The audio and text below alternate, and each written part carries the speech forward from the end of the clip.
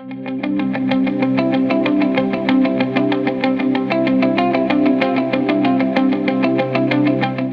me take you back in time to 1994.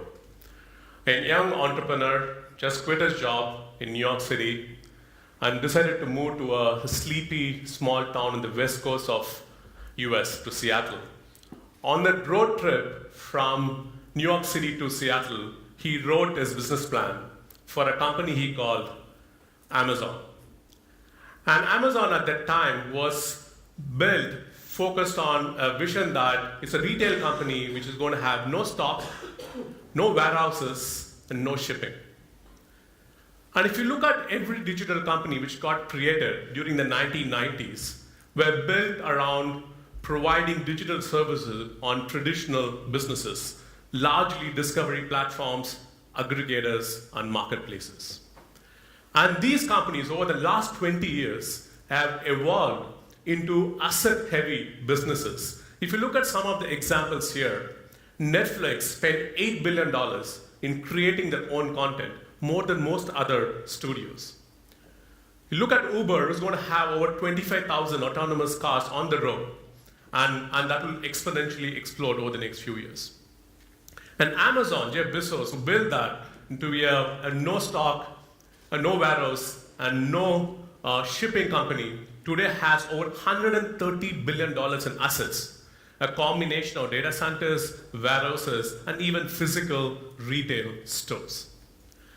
And this change of digital companies from a pure asset-light companies to an asset-heavy companies have created significant amount of threat for traditional companies who have been around for the last 100 years. And now, because of that, the digital engineering spend across the large tech giants, as well as digital engineering companies, continues to increase. At Zinnov, we have created the list of top 1,000 companies who spend on digital engineering and R&D. And out of the $1.3 trillion spent on ER&D, $300 billion is spent on digital engineering. And we expect this number to double over the next 3 to 5 years. Right? Over $600 billion is going to be spent on digital engineering. In many ways, the digital capability is starting to create the new core for many of the companies across industries. Be it automotive, aerospace, medical devices, industrial products. A lot of these industries are using digital technologies to create solutions and improve customer experience, operational efficiency, build new products and services, or enhance existing products and services. Even in healthcare, you're starting to see hospitals creating digital solutions in areas such as evidence-less monitoring, patient remote monitoring, telemedicine. You look at in automotive industry, the large OEMs are creating services around vehicle subscription, user-based insurance.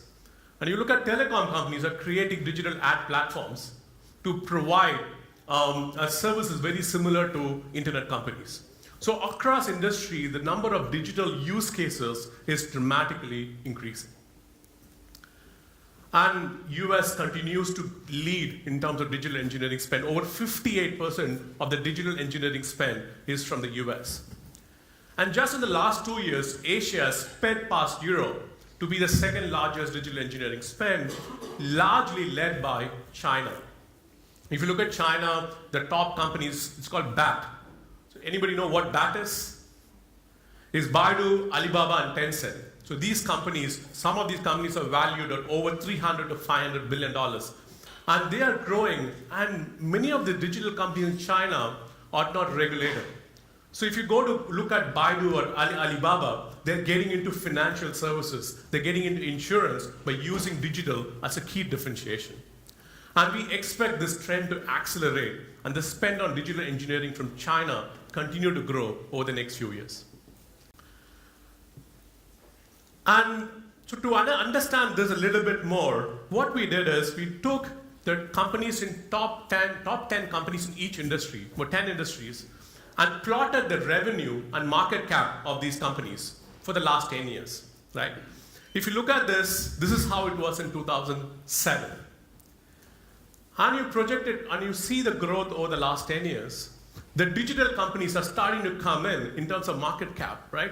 Amazon, Apple, and Google, and so on. The surprising thing here is to look at the market cap of the Chinese digital companies. And they're all almost similar to the US digital companies. The interesting thing is they're growing purely on the back of the domestic market in China. Just purely back of domestic market in China. And if these companies are not going to be created trade barriers, they're going to soon come into developed markets as well, right? So very interesting area, even though in industries like automotive, the revenue of the companies have grown, the market capitalization has not really grown, and the digital companies have really come from where they were in 2007 and dramatically grown just in the last 10 years. And we wanted to understand, why are these digital companies growing? What differentiates them compared to traditional companies? And we spent a lot of time researching these companies in a lot of detail, and we distilled our learning into 5 key strategies used by these organizations. The first strategy is about iterative development. In many of these companies are launching products rapidly in the market, and once a product is launched, they're working on the product as the data comes in terms of user behavior and improving those products. A second, what we call as a microservices strategy, where the company is created into small automized units, and each of these units work with each other part of the company, providing services to each other, but the same units can also provide services to the third party, or even that unit can also become a big, larger business unit. I'll talk a little bit more about that. Third, what we call is extreme agility, where organizations are building a culture that is very, very comfortable with transformation and change, and constant transformation and change. And fourth is platformization, where organizations are moving the products to a platform, and the additional value on the platform comes from suppliers, partners, as well as customers.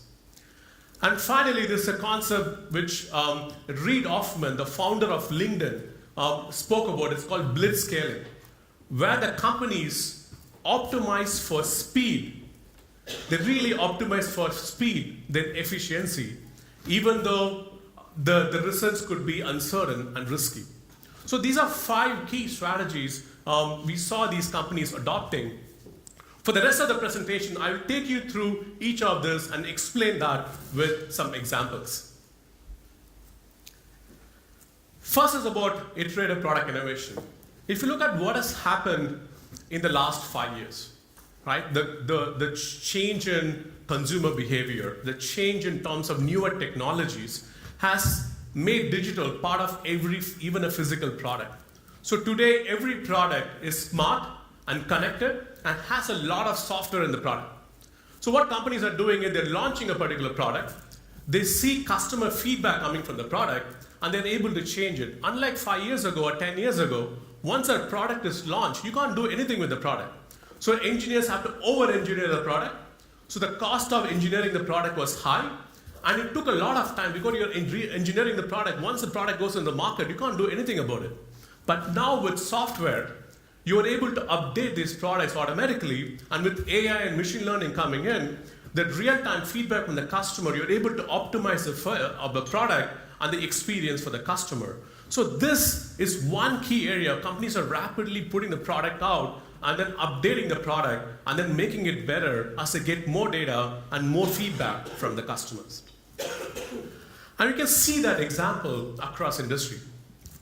Just in the last quarter, Tesla did 8 over-the-top updates. And this is across infotainment, telematics, safety, and ECU. If you look at any other large global OEM, to be able to do OTA across all the 4 areas is going to take them at least next 3 years. Just by looking at their roadmap, it's going to take another 3 years, right? And even though Tesla's clearly not built the manufacturing muscle yet, they're able to continue to innovate because of the digital capabilities. Same with Netflix.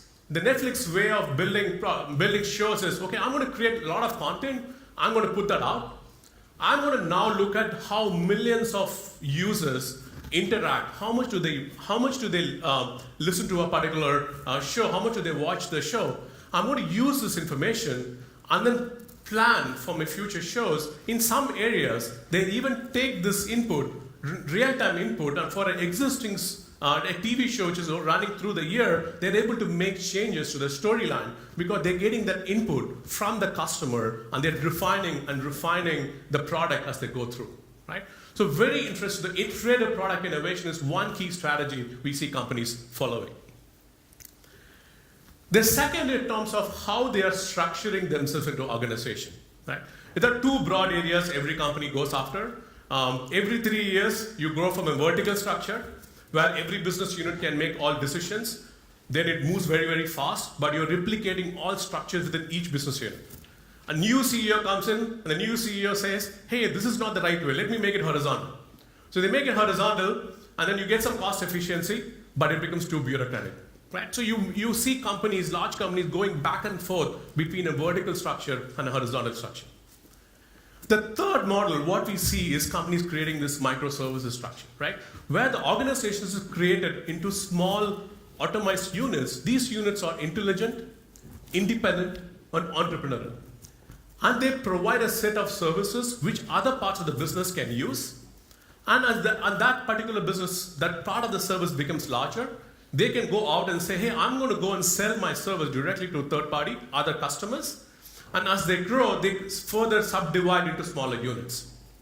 This is the concept of what we call as microservices. A good way to explain this is by looking at Amazon. When Amazon started the company, they were like anybody else. They had this one monolithic engineering organization which decides on roadmap and budget and so on. Once a founder came to know about this video game, it's called Creation. So the game is really about these smaller beings, AI beings, which are at atomic units, which will learn from combining and collaborating with each other, right? So they took that concept and then created this, what they call as two-pizza teams, smaller 10-member teams, which are very independent, and they work with each other, right? And the way they structured for the e-commerce business unit, the data center team into storage, server, compute, each one independent units. And the e-commerce developers start customizing in terms of what they need to be able to build and service their customers. Now suddenly that was very interesting business for them to offer to third-party customers. And today the AWS business of Amazon is over $20 billion, growing at 40% a year. Have you ever heard of a business which is $20 billion and growing at 40% a year? The second part, they took the fulfillment part, which is again structured as a microservice, and then say, hey, why is this fulfillment center just servicing the e-commerce site of the Amazon's own store? But what if we enable millions of merchants across the globe to use the fulfillment aspects of Amazon? They opened it up, and today 40% of Amazon e-commerce revenue comes from the small merchants. They probably have only a smartphone, but they have access to the complete supply chain and fulfillment capabilities of Amazon, and they're able to deliver that to Amazon. And the key difference is for them to understand customers first, right? And we look at healthcare. The way Amazon is getting into healthcare is to provide a thin layer of healthcare system just purely for their own employees, where they can control cost, provides them transparency and quality of service. And over a period of time, as they understand how their employees are using the healthcare service, they will vertically integrate and create their own healthcare service over the next few years, right? So very interesting model in terms of how the microservices way of structuring the company, it's an alternative to a traditional, vertical or horizontal way of structuring the organization. And the fourth model, what we call as a platformization, right? So I'll talk through the extreme agility part. So the extreme agility here, like I talked about, a lot of technology changes is happening quite rapidly. And now companies are looking at how do I change and how do I create a culture that is going to change so dramatically based on what the market changes are happening. The best way to explain this by looking at the largest company in the world by market cap? Anybody guess who's the largest company by market cap?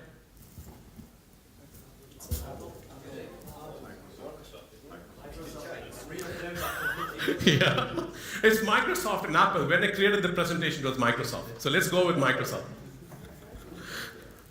And Microsoft went through this period, what we call as a lost decade. 10 years, stock price didn't move, right? 10 years. And they were struggling to keep alive of the two products, the Windows and Office, right? Everybody uses that. And as a cash cow and trying to retake. Every bet they took, they went into search, didn't really work. They went into mobile OS, didn't really work. They spent $8 billion buying mobile phones from Nokia, and they wrote off $7.6 billion of the $8 billion, right? So none of this worked.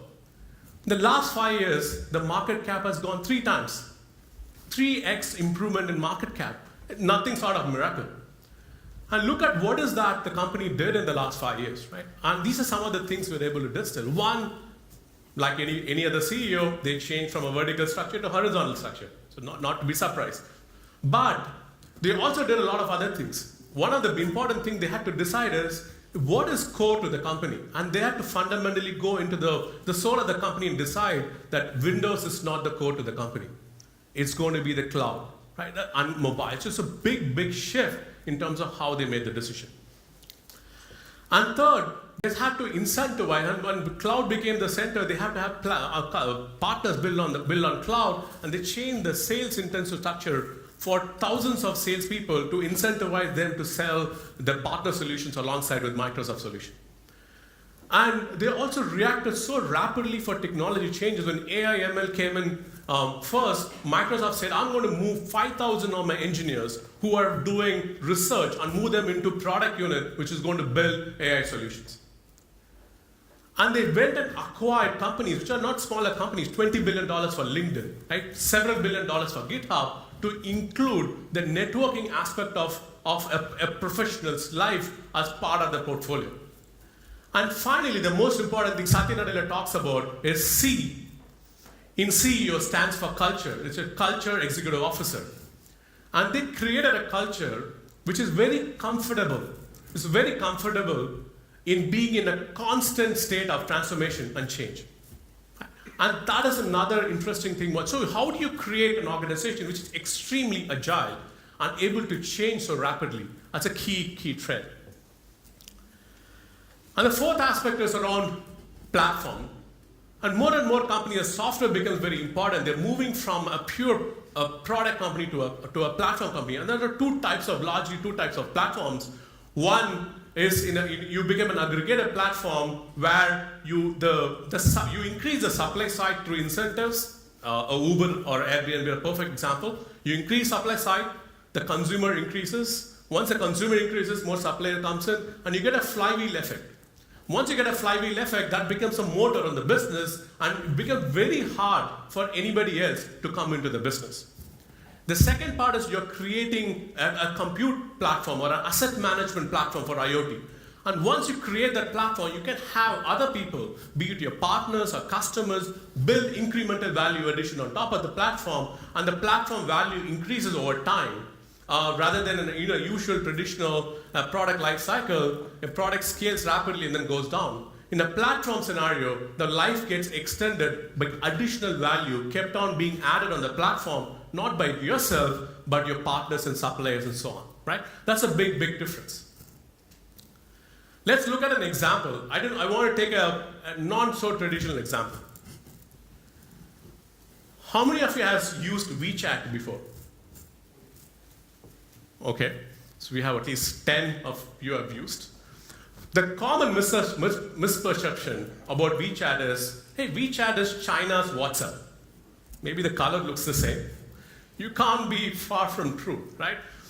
WeChat is clearly a platform which Chinese consumers use for communication, obviously, for commerce, for banking, for entertainment, and several other services. There are 900 million active users on WeChat.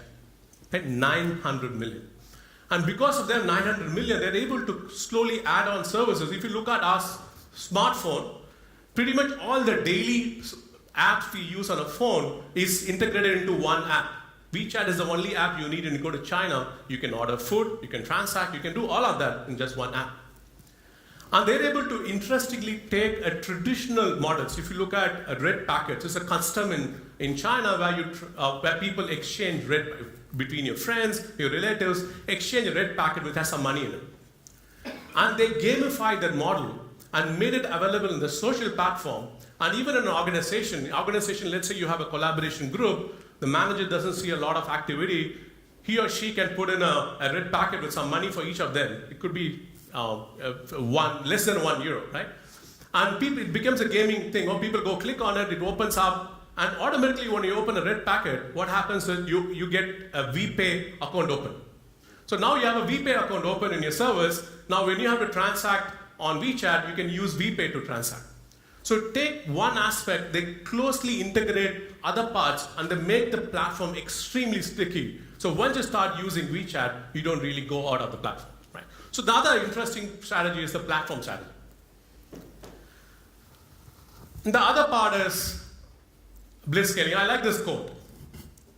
If you have a 10-year plan on how to get somewhere, you should ask yourself this. Why can't you do this in 6 months? Right? So this is really the essence of blitzscaling. Once a company has a product which fits the market need, then they rapidly scale from 10 employees to 100 employees to 1,000 employees to tens and thousands of employees in a matter of a few years. And when you're doing that, you're really optimizing for speed, and you have to be very comfortable that the results are going to be uncertain. And this is something we see now. Every large company, the digital companies, as well as startups are starting to follow. There are some interesting examples. There is this new area called robotic process automation. I'm not sure how many of you use this, right? This is really a technology to automate your regular financial services process, so order to cash, your HR processes and so on, where you have hundreds and thousands of people you start to use this technology. Now with the advent of cloud and machine learning, there are these startups coming in, and interestingly, one startup is based out of Europe, Bucharest, Romania. That's where the company was founded. The other startup was in a tier 2 town. There are hardly any IT companies there called Baroda. And both of these companies got a product market fit in the last 2 years, and combined have raised $1.1 billion in the last 1.5 years. One from Bucharest in Romania, another one from Baroda in India. Created $1.1 billion. And the idea for the VC is, there are going to be only 1 or 2 companies going to win. Let me bet heavily and let them scale rapidly and see which one is going to win. Right? And we see this model even used by large companies. You go into Apple, you go into Microsoft, you go into Facebook and Amazon. They're using this model to really scale any new service. Once they know the service is going to be sticking with the customers, then they go really fast across consumer segments, across geographies, right? So that's the 5th key strategy used by companies. And across all of this, one of the things we found is the essential part, the foundational part of what they're doing is talent transformation. In many scenarios, there are completely new job categories getting created. Because of AI and machine learning, now you need lots of people who are creating training data. You're creating the data which is used for training the machine learning algorithms you have. Then companies are going after a massive internal and external skill mapping, because our view is a lot of the digital skills is not going to be done within, but it's going to be done with contingent workforce and partners. So companies are really figuring out what kind of work do I need to do internally, and what is that work I outsource to third party, and how do I optimize between the high-cost location and low-cost location. How do I get the engineering team work harmoniously between these locations? And they're also looking at how do I scale. So one of our customers currently have a program to train 10,000 of their engineers over the next 12 months in machine learning as a function, right? 10,000 of their engineers using open source, online, digital courses to drive that. So talent transformation is a foundation in terms of how these companies are delivering on the 5 key strategies I spoke about. But this has not been easy, right? If you look at digital transformation in the last 5 years and dig a little bit, so many failures. The great one to start with is GE, right? GE started off the digital transformation journey very early. They did all the right things. What did they do? They created a new business unit. They kept it directly reporting to the CEO. They kept it outside of the headquarters, all the great things, the right things to do. And they chose the right problem statement. They said, I'm going to build an IoT platform. It's $1 trillion, large opportunity IoT. They failed in execution. And 2 weeks ago, when GE Digital's head spoke, he said they now realize it's a 10-year journey for them to get digital right. 10-year journey. We talked about bliss scaling, where companies are doing it in 6 months. What happened because of that? 2 CEOs of GE got fired in 2 years. Never happened in the history of GE. 2 of the CEOs get fired in 2 years. And we see that example across industries. We see that in telecom, where companies started to build the public cloud infrastructure. Now they're exiting out of public cloud because they're not able to compete with Amazon. They're not even able to compete with OVH, which is a local French company which is rapidly growing, right? So getting digital has been extremely hard for large companies. And if you ask us, you can do all of that, right? What is the one important thing companies have to get it right to get digital? The one important thing they have to get right is the culture. You got to have a culture where your employees are not afraid of failure. You need a culture which is open to diverse ideas coming from your talent from across the globe. You need a culture which is collaborative and it's optimized for speed, right? And really everything in the company is optimized for speed, and a culture which is continuously learning. And more important of all that, you need a culture where your teams are looking forward to, really looking forward to thriving in a period of constant transformation and change. Thriving in a period of constant transformation and change. Just this morning, I read this interesting quote. It stayed with me. If the fire inside you is more than the fire outside, be it your business, your personal life, then you'll turn out okay. So let's just focus on the culture, what we want to build in an organization. I think we will turn out okay in terms of delivering and navigating digital transformation. Thank you.